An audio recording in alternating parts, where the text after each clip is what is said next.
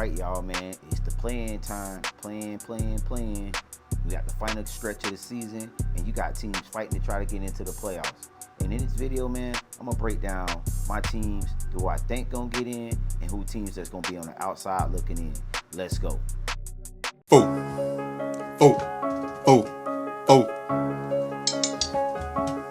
I'm terrific, I'm finessing in that kitchen, dead Fisher. Dope yellow collar, something like or Indiana Pacers, Judge Reggie Miller. I'm in that bit like a mathematician.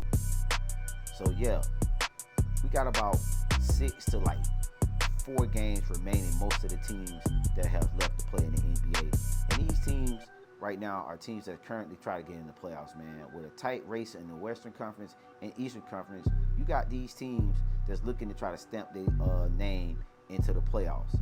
And I'm gonna get started with the Eastern Conference because that's what the team with my guys play on the Eastern side. And we're gonna start with the Atlanta Hawks, a team that's currently sitting at 37-41. This team has been playing well since the addition of Karis LeVert and Terrence Mann, and we've seen Trae Young take a step, and his leadership has been key. As you see, this team has been kind of dangerous since the trade, and it has a lot to do with Trae Young stepping up and being the guy to say, "Hey, I'm going to be the guy to lead this team." But my only concern about this Atlanta Hawks team is their defense. Man, they're one of the worst defensive teams in the league. I mean, they're giving up 119 points a game, and you can't beat a lot of teams getting up that many points.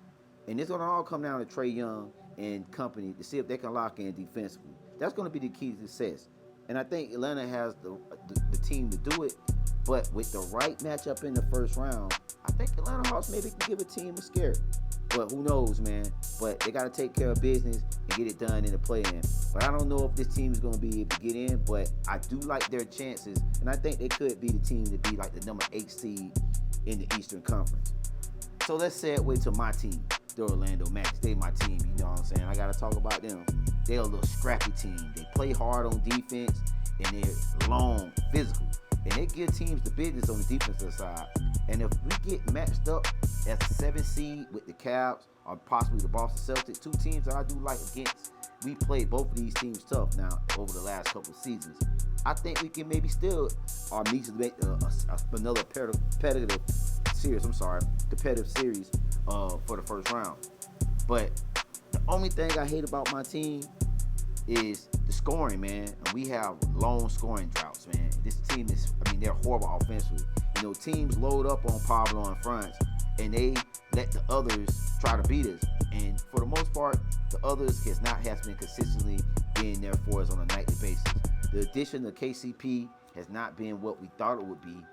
And this team is still a player or two away from being on contending. But I do like what the Orlando Magic have to offer, and I think that with the remaining game they can lock it up. They're sitting at the 7th seed right now. All they gotta do is win and get in, and they can lock their playoff hopes alive. So I like what Orlando Magic doing, but I don't see these guys getting very far in the playoffs because offensively they're just limited, and until they can fix that as a team, this team is not gonna go far. So now I gotta talk about the teams that I don't know, man. I don't know if they get in or not, man. And the first team I gotta talk about is the Miami Heat. Man. The 305 is in some trouble now, man. Because Heat culture right now ain't looking too good down there. Ever since Jimmy's departure, this team has not been consistent. And right now, you see that the Miami Heat don't have a true alpha on their team. Now, don't get me wrong, Tyler Hero's having a career year. He's doing his thing. But Tyler Hero ain't the type of star or superstar that you know that can carry a team. And that's not no knock on his game or nothing like that. But he's just a guy that needs help. Him and Bam Adebayo, these are like complementary stars in my opinion. They're not the guy. They're complementary guys. You got 2 complementary guys playing in roles that they're not naturally fit to be in. So maybe maybe Bam maybe a little bit more because, he's in his natural role, but asking Tyler Hero to be your guy, I don't know, man. But I can't put nothing past goddamn Eric Spoelstra. Eric Spoelstra is a coach that, he's a scrappy guy, man. And he's a dude that I know when going gets tough, he's going to have these guys playing, man. And I just think that, right now, I don't trust the Heat this year. Now, the last couple of years, they've shot me. They've got in. They've done their thing. And, teams has counted them out. And I think this the year it catches up with them. The Jimmy Butler trade. I think this team is clearly, I won't say in rebuild, but retooling. But the future looks bright for Miami Heat. And I think that with, a couple of draft picks, things like that, this team could be back on the right track. But right now, as of this year, man, I don't like Miami Heat getting in. And I do think that just right now with the Jimmy Butler trade, they don't have enough right now, man. I just don't see it right now, man. And just what it is, man. But now, let's talk about the Bulls. Now, this is another team that I like, man. Josh Giddey, Kobe White, these boys, they've been hooping. And when you look at what they've done since trading DeMar DeRozan, Zach LaVine, this team has actually been playing pretty decent now. But in the same breath, man, just a Billy Donovan team not being good on the defense, man. It's kind of puzzling. They're probably another team that's not as bad defensively. But offensively, these guys can get off, man. When Josh Giddey, Kobe White both shooting the ball well, man, it's hard to beat. And this team right now, it has a lot of young talent on this team. And I think, with the right coach in the right situation, this team could possibly compete, because you can see the pieces there with the Bulls. But I just think that right now, there's just not the fit. This is not the team that Billy Donovan can really, shape in his likeness. And I think he'll probably be out of there at the end of this season. But I think when you look at the Bulls, man, it all just depends on if these young players can gel, man. Can they get together? Can Lonzo Ball stay, healthy down the stretch to help this team? And that's going to be key. So I don't know if I like them getting in. I mean, I have them as a sleeper because, like I said again, the Bulls, when they play, they have an offensive night and go off. They might be the 8th seed, but I definitely don't have them going into the 7th seed, because I think the Orlando Magic is going to be the team that's going to get that 7th seed. But I can see them being the 8th seed, either them or the Atlanta Hawks, one of the two in the Eastern Conference to round out the 8 teams in the Eastern Conference, with those two being your 7th and 8th seeds. So, we talked about the Eastern Conference, man.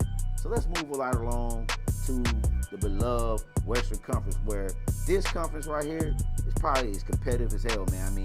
None of these guys right now in this conference has got a losing record, and it just shows you the level of competition between the East and the Western Conference. But the team I want to start talking about first is the Minnesota Timberwolves. This team did not live up to the expectations of me. I thought this team would probably be a top 3 or top 4 team in the Western Conference, being on how they finished the season last year. They made trade for Julius Randle, and they made some draft day trades. And you thought that this team would position themselves to be one of the top teams in the Western Conference. But this team just been so inconsistent this year, man. I think that's been the biggest thing with this team, inconsistent. Outside of OKC, and I speak for everybody in the Western Conference, the Western Conference has been a roller coaster as far as these teams. They've been up and down. But it seems like right now the Minnesota Timberwolves are in their play out bad right now, and Anthony Edwards in kill mode. So, if they get into the play-in, man, they're going to be a tough team. But again, their schedule right now is very favorable. But again, man, can this team, get it together? This is the healthiest this team has been right now. Julius Randle coming back from injury, and maybe they can get it going, And so I do like the Timberwolves, but it's going to be a tough schedule going up in this Western Conference. But again, the schedule favors for them, so I can see these guys most likely locking in that 7th seed. So the good news is that you got Ja Morant back. He come back. He was injured these last couple years. But the Grizzlies right now are sitting at 46-32. Another team that I thought would be better as well. And on the defensive side of the ball, there's another team. Like I say, it seems like nobody played no defense in the NBA now, man. You see a lot of the same stuff, over and over, repetitive on some of my things, because I say again, the league has changed. But again, another team, they can shoot you out the gym, but they just don't lock in defensively. And when you look at the moves, I think they missed Dylan Brooks being their enforcer on that team, man. It looks like they're so lackadaisical. So, the biggest concern what I have with the Memphis Grizzlies is maturity, man. They don't have nobody on their team over the age of 30. And that's concerning for a team. You got a bunch of young guys. Can they lock in mentally for these next 3 games or what they have to try to get into the playoffs? This team is very talented. When you got a guy, generation talent like Ja Morant, He has supporting cast, Jared Jackson, those guys. But can these guys get it done? Can they lock in and get into the playoffs? I don't know, man. I mean, right now, I think the Grizzlies have a hard road. Just looking at the schedule, man, 3 of the 4 of the teams that they got to play, fighting for playoff position and playoff contention. So you got to ask these guys to go out there, and the young team to go out there and lock in for guys that's possibly going to be fighting for try to get this seed in. And I don't know, man. Ja Morant antics on the court sometimes I think gets the best of them, and we'll see, man, what they do, because I don't know, man. I mean, I can see these guys being, and if they do get in, man, I can see these guys being one and done again. Get in and don't do nothing in the playoffs right now, man.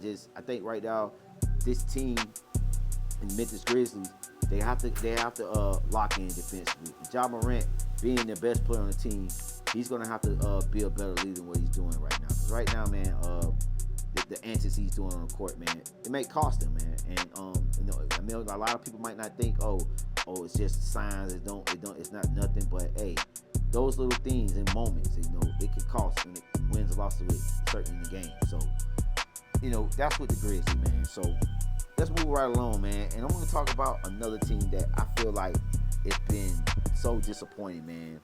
Is the Dallas Mavericks, man. The Luka trade, it's just like everything has not looked good for the Dallas Mavericks. And when you just look at this team, you got AD, Kyrie, Clay. When these guys played for that one half of that game, it looked like, oh man, maybe the Dallas Mavericks got the best of this Luka trade.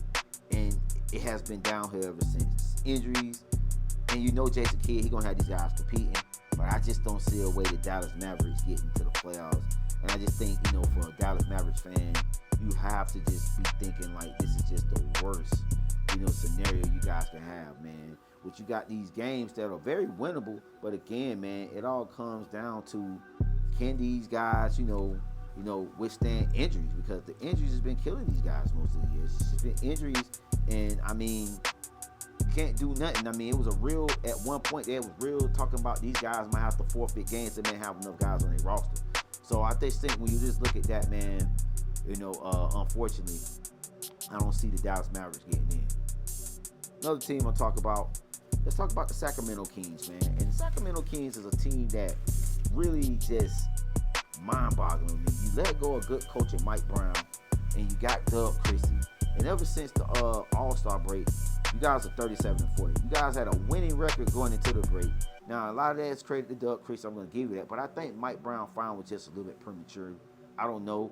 Maybe he didn't get along with the superstars, they say, or whatever. I have no, that was just some reports. But I think that when you look at this team, bro, the departure of De'Aaron Fox and those guys, and then you bring in DeMar DeRozan and Zach LaVine, these guys are still trying to get acclimated with the players on their team. You still got a guy like Sabonis who's a stud in his own right, who's trying to get going with those two guys that he haven't played with. And I just think that the nucleus thing is right now is what's really holding this team back, because they you can see it some on night in on some nights that these guys are, when they're all clicking, that this team could be good and very competitive in the West. But when you make those late season trades, sometimes it can bite you in the ass. And I think when you just watch the Sacramento Kings play, the late season trade, I mean, the chemistry, the inconsistency, with these guys, I think it's gonna hurt them. And I don't think they get in this year, man. I don't know what the Sacramento Kings do. Do you keep Doug Christie as the coach moving forward, or do you just push the reset button on your coaching staff and you find somebody out there that you think can build around these guys, man? You got some players, Zach LaVine, DeMar DeRozan, these guys have played with each other in Chicago, so you have something there. But what you do, I mean, do you want to push the reset button? I mean, that's got to be questions that the Kings got to ask. But I don't think these guys get into the play. I mean, get into the playoffs. I'm sorry. And the last team I want to talk about, this is an honorable mention team. It's the Phoenix Suns, man. Even though this team probably by far all the teams I talked about today, East and Western Conference, these teams are probably both the most talented teams, and they're sitting at below 500. They're going to finish the season below 500. I think I didn't want to even see the Phoenix Suns get into the playoffs, honestly, bro, because it's like they're going to get in, all they're going to do is just disappoint, and they're going to get beat. And I don't think nobody wants to see that. At least I don't. So I don't rather see the Phoenix Suns just not even make it to the playoffs. But they still have a fighting chance. They got 35 wins. I think if they don't win, I think they got a game tonight or either Tuesday night. If they don't win that game, they're going to be mathematically eliminated. So they're fighting on life support right now. But this team, man, I have no faith in them. And it's just time to blow it up. Starting from the top, leadership, GM, James Jones, all them boys, they all jobs need to be gone. And it's just been a disaster. You let the wrong people go, and you should have kept Money Williams, Chris Paul, and Ayton. I think you should have kept your big three right there. And it just ain't working, man. So, I'm tripping, man. You guys get in the comment section. It's your boy Joe, one half of the Co-Pilots Podcast, man. Let me know your thoughts, man. Do you like my analysis with these teams, man? Do what you think? And get in the comment section. Let me know your thoughts, man. Who y'all got winning the NBA Finals this year? It's your boy Joe, one half of Co-Pilots Podcast, man. I love you guys. Peace.